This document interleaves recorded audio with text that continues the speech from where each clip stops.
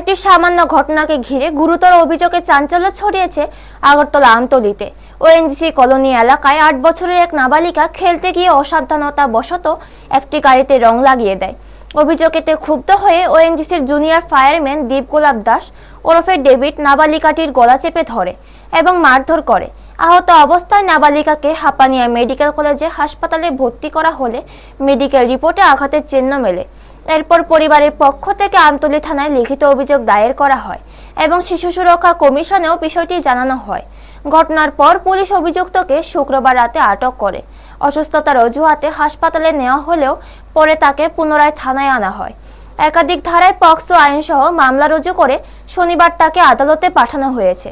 ঘটনায় এলাকায় তীব্র ক্ষোভ তৈরি হয়েছে এবং অভিযুক্তের কঠোর শাস্তির দাবি উঠেছে। পুলিশ জানিয়েছে বিষয়টি গুরুত্ব সহকারে তদন্ত করা হচ্ছে। ব্যুরো রিপোর্ট, নিউজ তৎকাল 24। আমাদের কাছে একটা কমপ্লেন আসে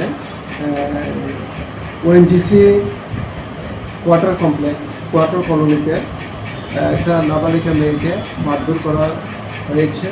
এই ভিত্তিতে আমরা একটা সুনির্দিষ্ট একটা মামলা নিয়েছি আমতলী থানায় কেস নম্বর 25/26। এই মামলা নেওয়ার পর উক্ত কেসের যে আসামি দীপগোলাপ দাস তাকে আমরা অ্যারেস্ট করেছি এবং আজকে তাকে আদালতে প্রেরণ করেছি। তার নাম কি স্যার? দীপগোলাপ দাস।